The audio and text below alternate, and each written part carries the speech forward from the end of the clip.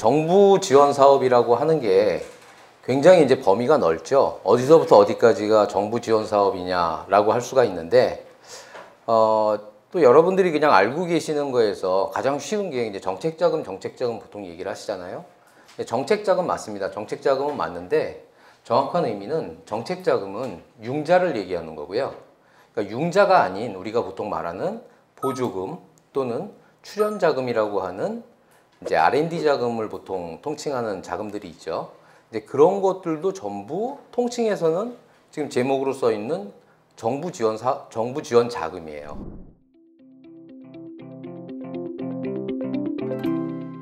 창업 단계와 관심 분야라고 돼 있어요. 그래서 아예 사업자가 없을 때를 이제 예비 창업자라고 해서 평가를 하면서 많은 부분을 주고요.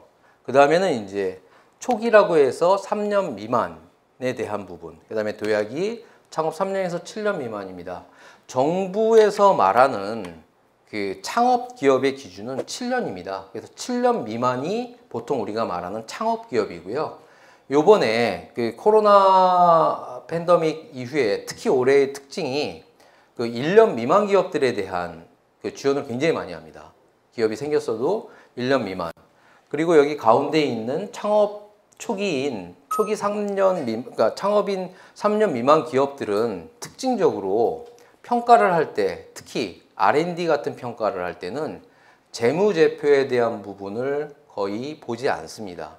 물론 이거는 R&D는 말씀드린 것처럼 이제 기술 부분을 주로 평가를 하고 매출하고는 관계없이 어떤 의미에서는 이제 기술이나 사업성에 대한 부분을 중점적으로 보기 때문에 정책자금이라고 불리우는 융자와는 좀 다릅니다. 특히 예전에 없었던 이 사업자 등록 전에 예비 창업자 패키지 중에는 또 이제 청년 창업자에 대한 그 우대가 있는데요. 또 정부에서 말하는 청년은 39세입니다. 39세 미만. 자, 그래서 39세 미만인 청년 창업자들을 위한 별도의 또 프로그램들이 굉장히 많이 있고요. 그 청년 창업자들이 사업을 하다가 망했을 때, 소위 말해서 그랬을 때는 그 소위 말해서 이제 책임 추궁이나 본인이 부담을 져야 되는 부분도 굉장히 경감이 되고 있어요. 그래서 정책의 포커스는 일단은 그 젊은 사람, 39세 미만의 젊은이들을 우대하고요. 여기에서 보면은 또 이제 그 관심 분야라고 하는 게, 자, 사업을 하면서 사업화를 어떻게 할 것이냐, 그 다음에 뭐 교육에 대한 프로그램도 굉장히 많이 되어 있고요. 시설 공간 보육 부분도 있습니다. 특히 시설 공간 보육 부분 같은 경우에는 여러분들이 가장 쉽게 하시는 것 중에 하나가 그 공장을 가져야 되는 경우가 있잖아요. 자, 그럼 물론 국내에서는 뭐 150평 미만인 경우에는 공장 등록을 안 해도 되지만 업종에 따라서는 공장 등록을 해야 되는 경우도 있죠. 특히 나라장터 같은 조달청 쪽에 연계된 업무를 할 때는 직접 생산이라고 해서 내가 생산할 수 있는 공장 등록이 돼 있어야 돼요. 근데 그게 없을 때 정부가 지원하는 여러분들 보시면 뭐 대표적으로 경기도 같은 경우에 보면 경기 테크노파크가 있는데 한양대학교 쪽에 그 안산 캠퍼스 쪽에 있잖아요. 정부에서 이제 지원하는 그런 그 지역마다 있는 창업보육센터, 대학이 갖고 있는 창업보육센터나 테크노파크 이런 데들에 들어가 있으면 공장을 가름한다는 표현이 있습니다. 그러니까 공장 등록을 안 해도 그런데 입주해 있으면 공장 등록을 했다라고 인정을 해줘요. 그다음에 멘토링 컨설팅도 굉장히 잘 돼 있어요. 그 멘토링 컨설팅에 대한 부분도 정부 쪽에 이제 지원을 하면 경영지도사들 있죠. 예, 경영지도사들 이런 분들이 보통 인증을 따고 이제 중기청, 중기부에 소속이 돼서 이런 멘토링이나 컨설팅을 또 많이 하고 있습니다. 행사나 네트워크 같은 경우도 작은 기업일수록 전시회 같은 데 참가를 많이 하지 않습니까? 시제품 제작 비용을 포함한 여러 지원 비용들을 또 지원을 해주고요. 그 다음에 이제 R&D 같은 경우에는 보통 이제 R&D 출연 자금이라고 하는 자금들이 있는데, R&D 자금을 받아서 할 수 있는 거는 특히 시제품 같은 경우랄지 인건비를 다 떨굴 수가 있어요. 시제품을 만든다 또는 인건비 또는 재료비가 들어가는데, 보통 초기 기업들이 연구 개발을 위해서랄지 제품 개발을 위해서는 수많은 자재도 들어가는 이런 것들을 전부 다 받을 수가 있고요. 뭐 요거는 이제 그냥 쭉 읽어보시면 되는 정도인데, 왜 요거를 지금 이제 얘기를 드리냐면, 그 정부에서 지원하려고 하는 쪽에 이제 포인트들이 몇 가지가 있습니다. 이제 예비 창업 패키지라고 하는 거는 분야나 업종 관계없이 거의 다 받아주는 형태고요. 관광벤처 같은 경우가 있죠. 그래서 이제 정부에서 이제 포커스 중에 하나가 이제 관광 부분이 있고, 기상기후 산업이라는 부분이 있습니다. 이제 기상에 대한 부분이 있고요. 그다음에 농식품이 있는데, 농식품은 또 재미있게도 농식품에 대해서 어떻게 보면 이제 기술적인 표현을 하기 굉장히 어려워요. 그래서 이제 기술이 조금 있다라고 하면 굉장히 우대를 받을 수 있는 업종 중에 하나입니다. 그다음에 장애인 창업 부분도 있고, 여기에 이제 사회적 기업 육성에 대한 부분은 이제 왜 여기다가 제가 7번에다 이렇게 표현을 했냐면, 사업 공고를 먼저 하고, 그다음에 거기에서 신청 접수를 받고, 그다음에 이제 몇 가지 그 단계를 거친 심사를 거쳐서 최종적인 선정 평가를 하죠. 여기서 보면 이제 그 파란 거로 써 있는 부분 중에 하나가 이제 지원 내용이 창업 자금도 주고요, 창업 공간도 주고, 멘토링하고 창업 교육, 사후 관리. 자, 이제 국내 같은 경우에는 뭐 공식적이진 않지만 3년 미만의 이제 그 회사가 잘 안 돼서 망하는 경우가 거의 50% 정도가 돼요. 근데 여기에서는 이제 그러다 보니 요때부터 재도전 성공 패키지라는, 재도전을 할 때 그거에 따른 이제 패키지를 합니다. 그다음에 뭐 여기 3년 미만 기업 중에 이제 그 초기에서는 이제 해양 부분도 있고요. 여기서부터 나오는 게 이제 이 혁신 분야라고 해서 이제 시스템 반도체, 반도체 부분이나 바이오헬스나 이제 자율주행차하고 이제 친환경차 부분인데, 이런 부분은 더 특혜를 주겠다라는 부분이고요. 3년에서 7년 미만, 여기에서도 이제 그 데스밸리에 대한 부분을 이제 그 질문 내용 중에 한 분 주신 분이 있었는데, 결국은 이제 데스밸리가 이제 3년 전후입니다. 이제 데스밸리 부분을 어떻게 살아나갈 수 있느냐인데, 그 부분에 있어서도 정부가 이제 여러 가지 그 모델에 대한 지원을 해서 뭐 최대한 3억이랄지 1억을 줍니다. 근데 이제 여기에서 또 정부 지원금들이나 여기서 표현하는 이제 최대라고 하는 것들과 금액 차이들이 많이 나요. 항목별로, 분야별로 결국 점수화 시켜가지고 점수를 주고요. 점수가 높을수록 돈을 많이 주는 겁니다. 예. 그러다 보니까 뭐 최대라는 표현은 하지만 그게 기업마다 전부 다르다. 기업이 어떤 형태를 갖고 있느냐에 따라 다 다릅니다.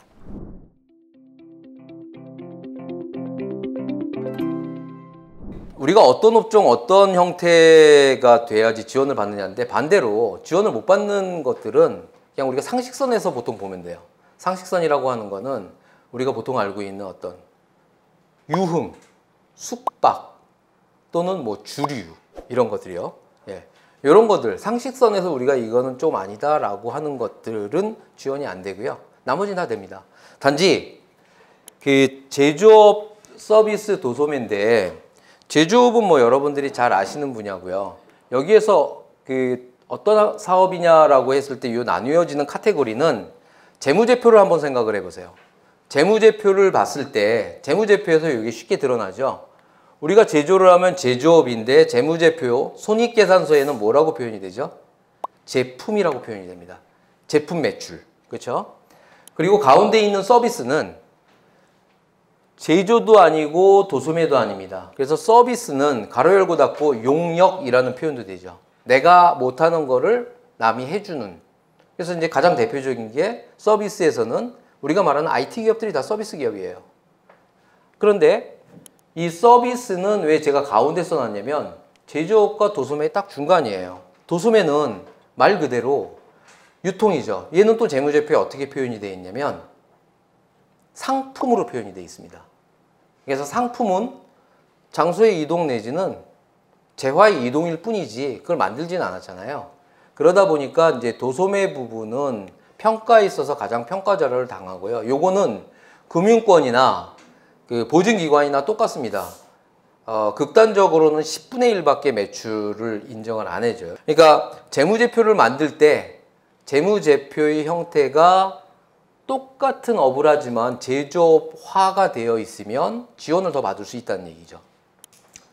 그 다음에 이제 대표와 동행자라고 되어 있는데, 이제 특히 이런 기관에서의 평가는 무조건 대표이사가 가야 됩니다. 현장 평가라고 해서 이제 뭐 기술보증기금에서 이제 평가자들이 갔을 때 예전하고의 다른 점은 대표이사가 100%다 엔지니어가 아니잖아요. 설명을 잘 못해요. 그러면 이제 대표님이 얘기를 하죠.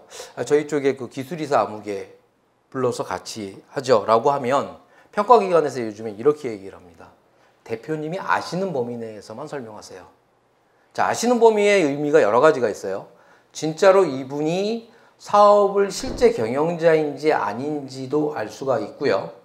두 번째는 그분의 내공, 소위 말해서 어느 정도 회사를 파악을 해서 제대로 할 수 있느냐. 회사 잘 알지 못하는데 그분이 말 그대로 우리가 알고 있는 그냥 바지 사장이면은 회사는 위험 요소가 굉장히 커지잖아요. 근데 그런 부분. 그 다음에 이제 신용 등급이 있습니다. 특히 그 융자 부분인 정책 자금으로 갈 때는 신용 부분을 굉장히 많이 보죠. 1등급에서 5등급은 기본이고요. 그다음에 뭐 세금 체납이나 이런 부분 당연히 없어야 되는데 제가 여기다가 1등급에서 5등급은 오케이고 6등급은 판단이라고 써 있는데 그 나이스 같은 경우에는 전체를 보고 평가기관에서 한국기업 데이터 같은 경우가 단기 채무를 봅니다. 그래서 그런 부분에 있어서 자 그러면 한 군데 갑자기 저희가 기업을 하다가 어려운 상황이 돼가지고 단기적으로 돈을 썼어요. 자 그러면 그 부분이 많이 떨어졌겠죠. 근데 그게 이제 한국 기업 데이터를 봤더니 7등급이 됐어요. 그런데 나이스를 놓고 봤을 때는 그동안 신용 등급이 내가 2등급, 3등급이었기 때문에 약간 떨어졌다고 하더라도 4등급밖에 안 돼요. 그러니까 4등급과 7등급인데 어디를 볼까요? 나쁜 쪽을 봅니다. 나쁜 쪽. 그동안 내가 계속 2등급, 3등급이었다? 의미 없어요. 나쁜 쪽. 순간적으로 나빠졌던 7등급. 왜냐? 그만큼 그때 상황에서의 위험 요소가 생겼기 때문에 앞으로도 그 위험 요소가 해소되지 않고 계속 갈 수도 있다는 얘기예요. 정책 자금의 부분은 이제 운전 자금하고 시설 자금으로 나뉘죠. 그리고 이제 운전 자금하고 시설 자금으로 나뉘는데 운전 자금도 또 요즘에 추세가 그 보증기관에서 이제 운전 자금을 받으면 용도에 대한 관리를 좀 해요. 그게 이제 전체는 아니지만 평가를 해서 담당자가 여기는 지원을 할까 말까라고 고민하는 정도의 기업들이 가끔 있어요. 그래서 이제 그 애매한 상태에서 지원을 할 경우에는 3개월 또는 6개월에 한 번씩 뭐 통장의 흐름을 확인을 한다랄지 하는 게 있어요. 그 다음에는 이제 직원에서 이제 고용 증가 여부. 요것도 이제 아까 말씀드린 것처럼 특히 지금 정권에서의 그 포인트 중에 하나가 이제 그 인권, 그러니까 인력 고용 유지에 대한 부분이 나오고요. 자, 여기 있는 이제 이 부분만 먼저 볼게요. 하수 및 폐수 처리업. 정책 자금이라는 거 받기가 상식적으로 어떨까요? 좀 애매하죠? 받을 수 있을까? 여기 밑에 이제 제가 빨간 운수 및 창고 산업 해가지고 이렇게 해놓은 건 뭐냐면, 자, 보세요. 제가 읽어볼게요. 보관 및 창고업, 일반 냉장, 냉동, 농산물, 위험물품 보관업, 기타 보관 창고업. 소위 말해서 그냥 창고업이에요. 창고업인데 제대로 평가를 못 받잖아요. 그런데 이런 것들은 받는다. 그래서 이제 제가 여기다 왜 빨간 걸 해놨냐면 컨설팅을 해드렸던 그러니까 2년 전 정도에 이제 컨설팅을 해드렸던 업체 중에 대표님이 그 인천공항에 냉동 창고를 갖고 있어요. 그럼 이제 만났을 때 처음에 이제 인사하면서 대표님 무슨 일 하세요? 그러면 제가 저 냉동 창고 합니다. 그래서 제가 이제 용어를 고쳐드렸죠. 스마트 물류합니다. 스마트 물류. 자, 스마트 물류인데 그분은 여기 뒤에 있는 자 기준 경비율 코드라는 거를 무엇으로 잡느냐에 따라 요 코드 그럼 예를 들어서 630201 또는 02가 될 경우에는 여기서 말하는 지식 서비스로 인정을 받아서 정책 자금도 해피하게 받을 수 있어요. 그렇지 않은 경우에는 못 받습니다.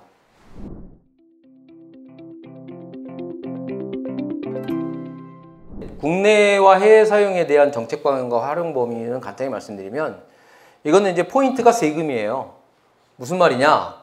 자, 여기다 왜 제가 OEM을 써놨냐면 OEM의 정의가 몇 가지가 있죠. ODM도 있지만 ODM은 인정이 안 됩니다. OEM은 주문자 생산 방식인데 자, 주문자가 내가 제품에 대한 개발 주문을 하는데 그러려면 뭐가 있어야 돼요? 내가 갖고 있는 레시피가 있어야 되잖아요. 소위 말해서. 스펙이 있어야 되잖아요. 내가 스펙 주고 요거대로 만들어줘. 그러니까 OEM의 기준 중에 하나가 나의 아이디어, 나의 생각, 나의 기획력이 들어가 있어야 돼요. 근데 ODM은 저쪽에서 디벨롭을 해주는 거니까 메이커가 그건 인정이 안 되는데요. 자, 자, 그럼 OEM은 그랬을 때 여기 밑에 써 있는 게 단순 제조 납품을 하는 경우가 이제 OEM에 해당하는데, 이 경우가 이런 경우가 있어요. 자, 중국에서 지금 공장들 많이 합니다. 베트남에서 공장 많이 해요. 그럼 이제 거기 있는 공장을 운영을 하기 위해서 자금이 필요하니까 그럼 어떻게 해야 되죠?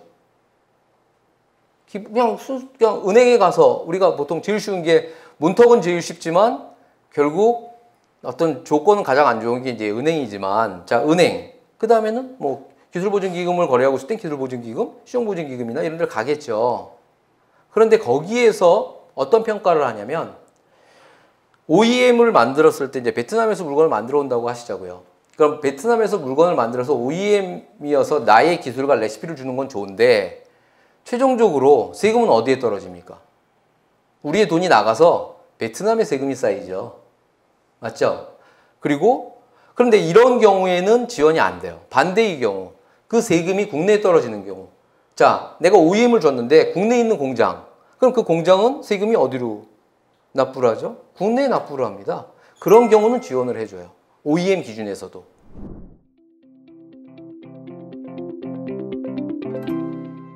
시장 실패 영역이라는 부분이 있는데, 보통 일반적인 시장에서, 그러니까 시장이라고 하는 건 이제 우리가 있는 자본시장을 얘기하는 거죠. 가로 열고 닫고 자본시장. 그래서 이제 실패를 했을 때 일반적으로는 은행권입니다. 이거는 이제 금융권에서 보통 갖고 있는 기준보다는 저희들이 지금 논의하고 있는 정책자금이라고 하는 정부 쪽 관점에서는 그 부분에 대한 기준이 좀 낮죠. 그래서 똑같은 평가를 하더라도 여기 보시면 그 시중은행 은행이 융자를 하는 이제 더블 B 이상 또는 뭐 최소한 B 이상은 돼야 돼요라고 하는 부분보다는 낮은 부분이죠. B에서 C가 되더라도 정책 자금은 줄 수가 있습니다. 그래서 이제 데스밸리라고 하는 3년 전후로 해서의 기업들도 은행에서의 그냥 그대로 평가를 받았을 때는 자금을 못 받지만, 소위 말하는 이제 정책자금 쪽으로 가게 되면 단순히 재무제표뿐만이 아니라 그 차이가 있습니다. 현재와 추정에 대한 부분의 차이가 있어요. 금융권은 주로 현재 무게를 두죠. 현재 매출이 어땠고 작년까지의 매출이 어땠고. 그런데 이 정책 자금을 주는 쪽은 현재와 미래를 봅니다. 앞으로 추정 매출도 굉장히 인정을 많이 해줘요. 그러다 보니까 지금은 평가를 했을 때 뭐 B등급 정도 아니면 뭐 C등급 정도가 나올 정도 수준밖에 안 되지만, 매출이 곧 이 제품이 개발이 돼서 팔리게 되면 상승을 해가지고 이 정도로 좋아질 거다라는 추정 매출에 대한 부분을 얘기를 많이 합니다. 다음번에는 이제 기회가 되면, 예를 들어서 10년 이상 기업들이 어떻게 대응을 해야지 뭘 받을 수 있느냐, 이제 이런 부분에 대한 테마를 가지고 말씀을 또 드릴 기회가 있으면 좋겠습니다.